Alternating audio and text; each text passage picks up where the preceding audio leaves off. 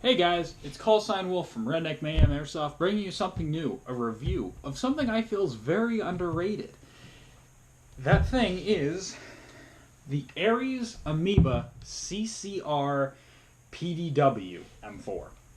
Ares CCR is a very unique M4 in the sense that, well, if you look at the shape, obviously I have my attachments on it that I haven't taken off because I'm lazy.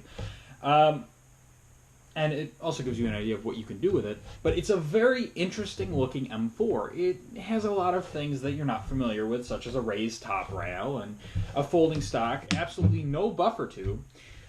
And, you know, it's really underrated. A lot of people think it looks ugly, and, you know, there's a reason why it looks this way. And that is for the reason that the LiPo, which this specific CCR model is supposed to run on, fits inside the top rail. It fits under it. This whole space right here is empty. And to its own degree, having a battery up here, in my opinion, is way better than having, for a PDW at least, having to have some type of buffer tube or crane stock to put a battery, which then adds an extra length, because this, as it is very compact, you know. But either you'd have a stock with a battery in it, or you'd have a PEC box with a battery in it, and a PEC box with a battery is rather bulky. Personally, I would rather have a PEC box and actually have it with lasers and flashlights. So this allows you to have a gun that has a folding stock and has a very, you know, very slim profile. Granted that I have the flashlight suppressor and grenade launcher on here because this is how I run it. And, you know, for what it is, it runs extremely well. It's only $200, or it was $199 when I bought it. And I gotta say, it's worth every penny. It's all polymer, but very, very good feeling polymer, not cheap. And it has a rotary style hop-up, which in my opinion is a little bit more easy to access than a standard M4 hop-up. And as far as, you know, like this, it doesn't latch, but it has a really nice sense of spring tension in the hinge here that keeps it still. And kind of neat, you can sit there, and if you get used to it, you can use your finger and your hand and flip it around like that. So you can, you know, go through a room, you know, clearing it, and then you come out and just boom.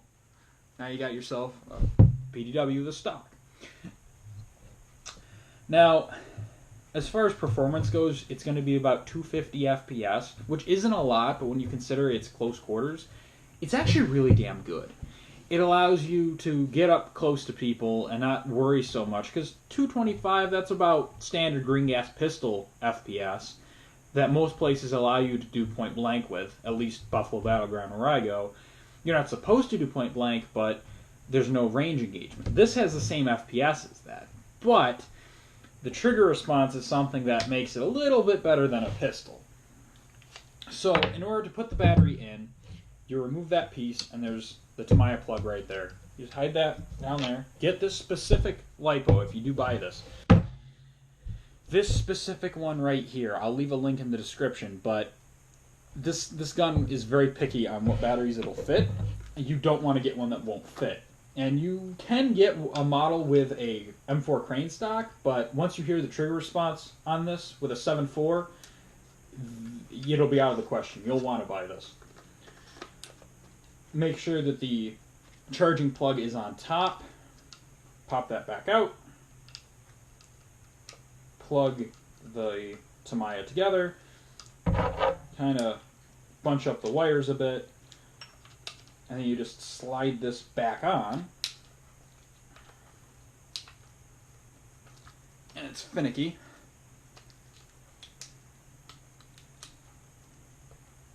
It is rather finicky. That's one of the downsides of this. And now the battery is installed.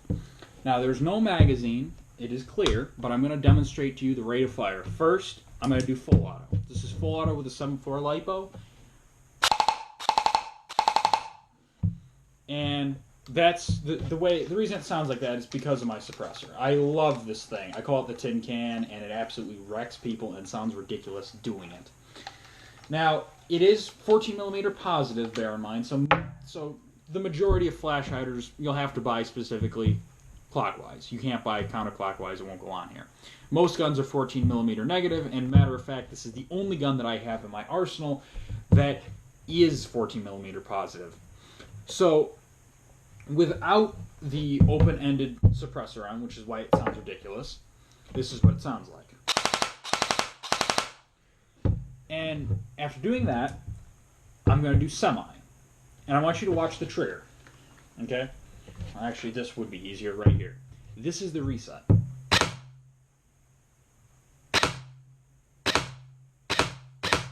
So the reset is very small. You can sit there, run into a room, using this like a PDW, like you should, and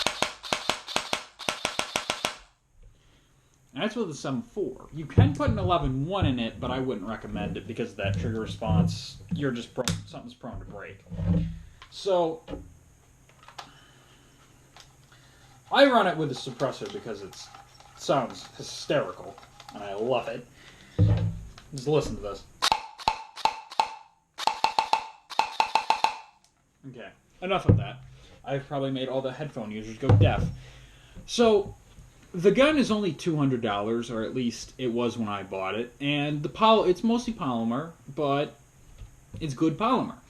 For $200, considering what else you can buy, if you are around a close quarters only place like Buffalo Battleground, pick one of these suckers up. They work great. I definitely would recommend a full-size field rifle if you play at outdoor fields or like in your backyard, let's say, because we all grew up doing that. Let's be honest. But for anything that is close quarters, building to building, or like pallet to pallet, you know, you're not talking like an acres field like Warzone. You're not talking like, you know, not Hunter's Creek. You're talking like River City or Buffalo Battleground. This is what you want. It's lightweight. You can run around with it fast. You can get tons of people out. And I'm gonna put a link in the description with footage from this gun that I got a few days back at Buffalo Battleground, so you can see how good it is in action. Now, the actual features of the gun, I've already touched on a few of them, but you do have the folding stock. You do have an enlarged mag release, which they say it's because, you know, oh, well, it allows you to be better with gloves, but a standard M4 release works fine with me. I think it just looks nice, and it is nice being able, normally you'd have to press right there, now you can press down there. Ooh, different. It is comfortable, though, so I'll give them that. And, of course, this, as well as being a place for the battery, allows you to have mesh, like Buffalo Battleground or River City requires you to. These are just local fields, by the way.